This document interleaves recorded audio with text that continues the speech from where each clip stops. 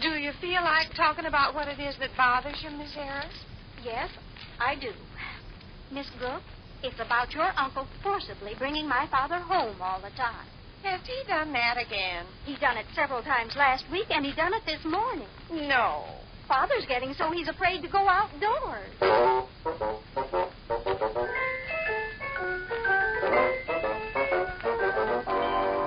Pick and Save, brought to you by Oxidol, the soap that's famous for washing clothes so clean, they're white without bleaching.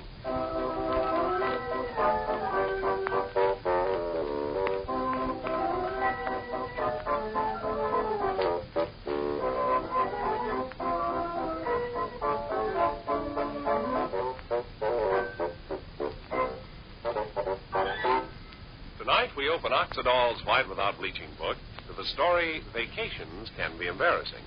Mrs. Milner says, Last summer, my husband and I shared a vacation cottage with another couple, the Greens.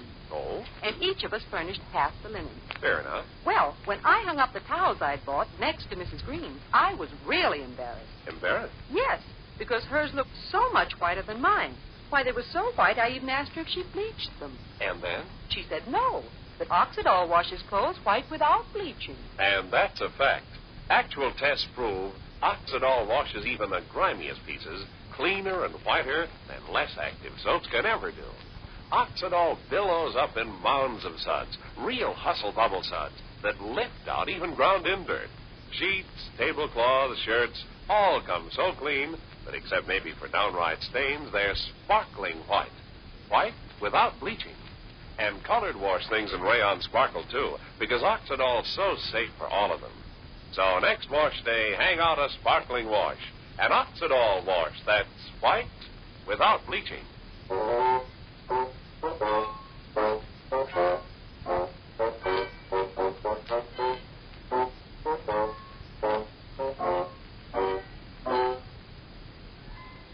Well, sir, it's late afternoon as our scene opens now.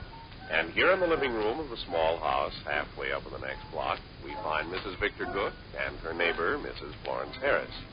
Mrs. Harris is holding forth somewhat intensely as we join the ladies, and we hear her saying, I was completely perplexed. I said, Miss Donahue, aren't you even going upstairs and see what it was that fell? No, she said.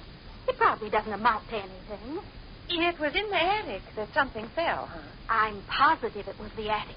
What's going on in that attic? See, I'd run over to return Miss Donahue's meat grinder I borrowed when mine went on the blink last week. We were standing there in the kitchen, and we heard this crash from up above. It had to be the attic, because if it had been in the back bedroom right over our heads, it would have been simply deafening. It was the attic, all right. Oh, I pretty near jumped out of my shoes. What on earth was that, I said. Something dropped, I guess, Miss Donahue said, and then tried to change the subject.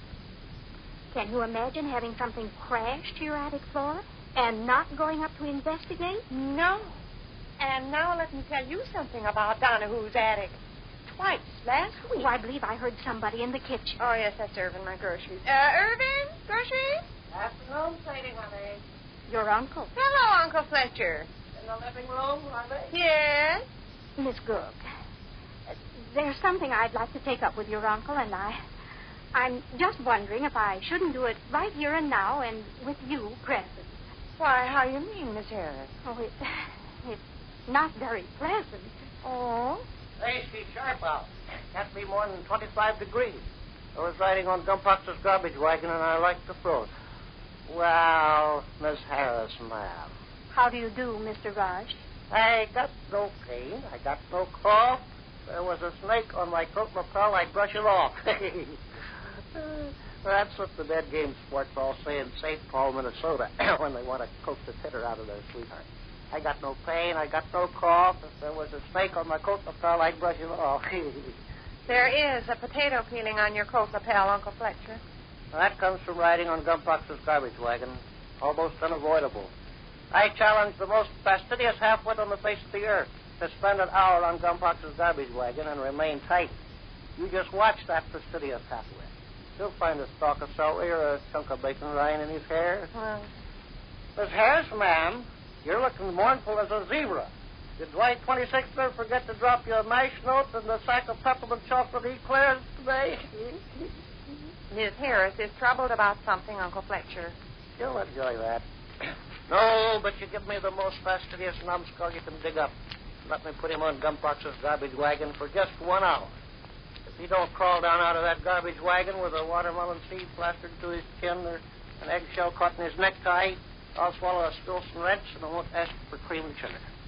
Do you feel like talking about what it is that bothers you, Miss Harris? Yes, I do. Miss Brooke, it's about your uncle forcibly bringing my father home all the time. Has he done that again? He done it several times last week, and he done it this morning. No. Father's getting so he's afraid to go outdoors. What conversational topic has sprung up now? Hey, I'll tell you, ladies of Fathead thing.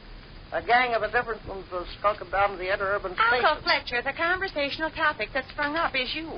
I understand you brought poor old Mr. Sproul home again this morning. Yes. Miss Harris thank you for that, honey. Exactly the opposite. It wasn't nothing. Mr. Raj, my father's an elderly man. The doctor says he has to have fresh air and sunshine. It wasn't nothing. And you're making him so he hesitates to even go out on the street. It wasn't nothing. It wasn't nothing. Uncle Fletcher, pay attention to what Miss Harris is saying. She's not paying you compliments. She's upset. No, it never inconvenienced me in the slightest. No, it wasn't nothing. Uncle Fletcher, listen. Beg pardon, Sadie? You're not being praised and complimented. This business is just the opposite.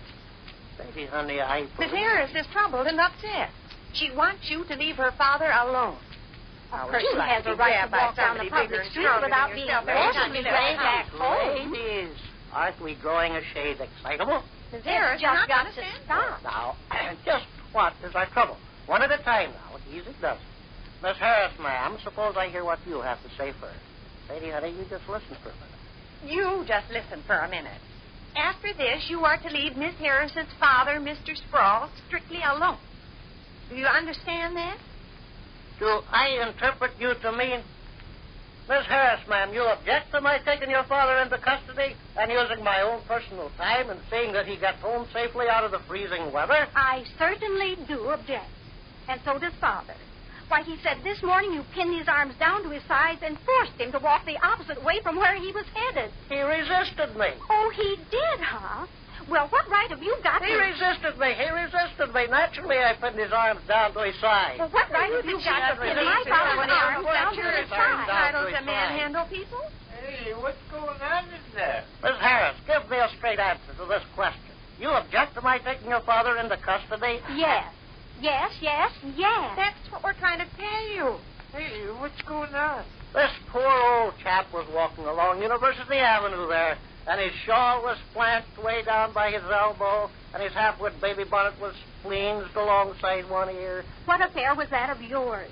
He was on his way to the grocery store, and it's about the 5th time he's been on his way to the grocery store and been brought back by the scruff of his neck. Hey, what's all this? Miss Harris, ma'am, I can only say this. Dr. Miller says my father's to have plenty of fresh air and sunshine. You've got him so he's on the point of hiding in the basement. Miss Harris, ma'am, I can only say You that... describe this pitiful picture of my father standing out on the sidewalk, forlorn and neglected. He's my father, and I'm responsible for him, and he's not forlorn and neglected. If the weather isn't all right, I wouldn't allow him to leave the house in the first place. Hello, Sadie. Hello. Uncle Fletcher, you don't mean to do anything wrong. You mean just fine. There he But stood, poor old chap. His shawl yunched down alongside his elbow, and his sad little baby bonnet geeked on top of his ear. All right. Splendid. But, Mr. Rush, the next time you see my father with his shawl yunched along his elbow and his baby bonnet geeked on the top of his ear, you just go right along and follow your nose and tend to your own affairs. Hello, Sadie. what? Hello. How would you like it, Uncle Fletcher, if somebody bigger and stronger than you made it their business to chase you home the minute you set your foot outdoors on the sidewalk? Vic, honey, I appeal to you. Don't bother. Suppose that crony of yours, Sweet Corn McBlock, grabbed you by the collar every time you took a notion to go skulk in the interurban station. Vic, honey, you are an intelligent man. No, I'm not. I'm a fathead. Let me out of this. Miss Brooks, do you know what happened after dinner this noon? No, what? Father went outdoors in front of the house and saw a man walking along the street and thought it was Mr. Rush and began to run. Run? At his age? Yes, he began to run. And he fell down. Did he hurt himself? No, but he could have. Why, he could have broke his hip or something. He could have killed himself. And the running. Yes, and the running. He came in the house all out of breath and exhausted. Uncle Fletcher, did you hear that? I believe Vic here will back me up in the statement which I am about to make at this time. No. Uncle Fletcher, did you know that Mr. Sproul ventured out on the street this afternoon and saw a man and thought it was you and started to run and fell down?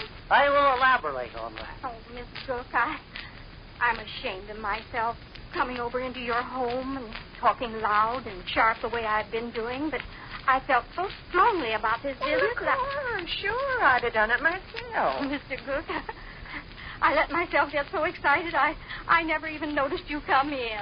Good afternoon, Miss Harris. Good afternoon. We, all of us, have human weaknesses, and it's useless to deny it. Reverend Paul K. Yeen of Belvedere, Illinois, who passed away in 1909, used to tell his congregations that earthbound creatures never knew the extent of human frailty, hello. but that Irving, trees and vegetables groceries? must survive the blistering storm. Your father. Yes. Reverend Paul K. Yeen delivered himself of that sentiment for the last time in 1906. I'm in the living room, Father. In 1907, he weakened. In 1908, they sent for the relations in Ohio. And in 1909, the soul left the body, and Reverend Yeen was taken to Phoenix, Indiana, and given decent burial. Good afternoon, Mr. Sproul. Good afternoon, Mr. Cook. Good afternoon, Mrs. Cook. Hello, Mrs. Sproul. Hello, Florence. No. Oh, Sproul. No, go away. What's the matter, Sproul? No, go away. Keep him off me, Florence. Father, wait. What are you going to do? No, Father, stop. You can't crawl under the Davenport. Father, get up.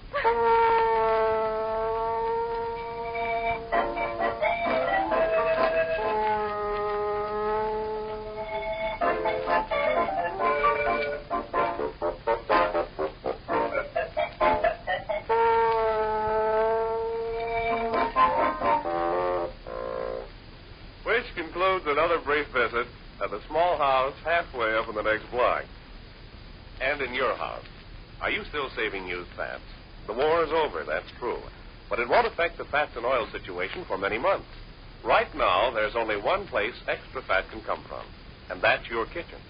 And it's to your advantage to save it, because used fats are used in making such scarce items as soap and soap powders, paints, oils, radios, refrigerators, nylon, and telephones. This week, during Thanksgiving dinner preparations, you'll probably be able to save extra amounts. And used fats are so urgently needed that you now get 4 ration points plus 4 cents cash for every pound. So save every drop every day, won't you?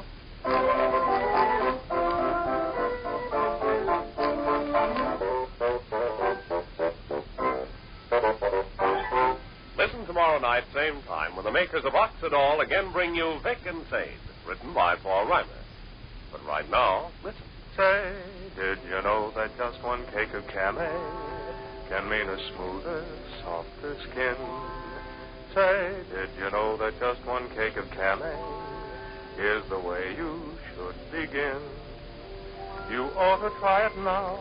You'd better start today.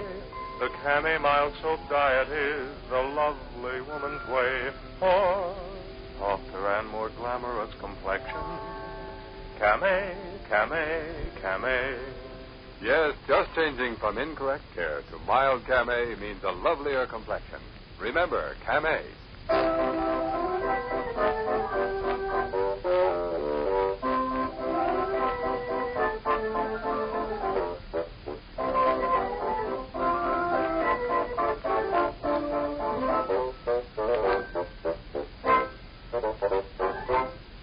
This is Roy Pillsbury inviting you to be with us again tomorrow evening for Vic and Sade. Until tomorrow, then, good night. This is CBS, the Columbia Broadcasting System.